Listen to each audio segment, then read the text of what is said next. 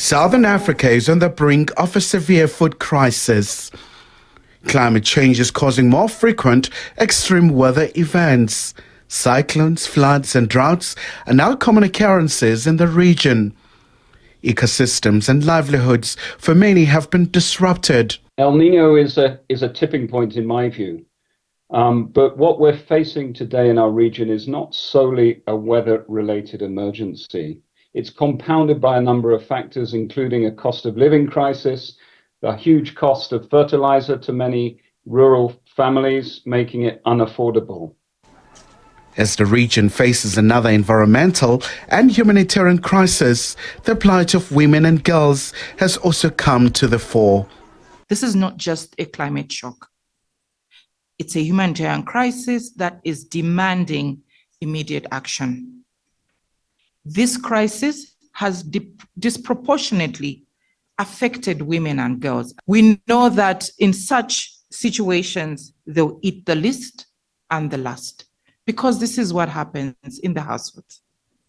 They'll travel longer distances in search of water and food, which to some extent exposes them to SGBV.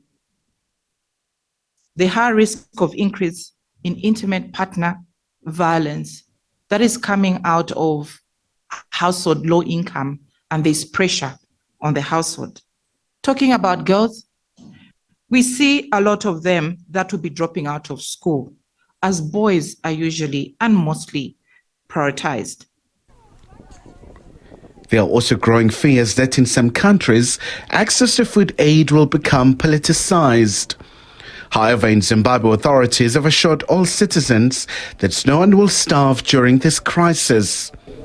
All the provinces now are beginning to collect all information about every household in the country and about its status in terms of vulnerability, identify elderly-headed families, child-headed, disabled, chronically ill, and everyone.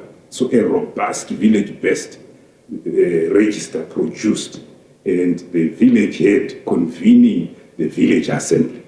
So that is not a political approach. That is an inclusive approach. We are then able to objectively assess the status of each one without asking their political affiliation. It means that because the process is apolitical, my expectation is that, therefore, the result will be apolitical. It will be a mere listing of the vulnerability status of each of our households throughout the country. Humanitarian agencies are calling for urgent funding for the region. We know the global challenges are huge, but I hope you also understand that the challenge in Southern Africa is huge. Alice has shared how that impacts rural women in the region. It is literally, as she said, a question of life or death for some people. So we need to address those immediate needs. We need predictable, sustained funding. We need longer-term funding to build resilient communities. Our job is to build for the future, to build communities that are resilient. The climate is changing. We know that. The needs are going to be there.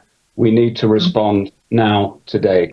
This call for humanitarian food assistance comes at the same time the region is also battling a cholera outbreak that has affected Malawi, Zambia and Zimbabwe. Without access to adequate clean water, coupled with the effects of drought, many are forecasting extremely tough times for the region. Khumalo, SABC News.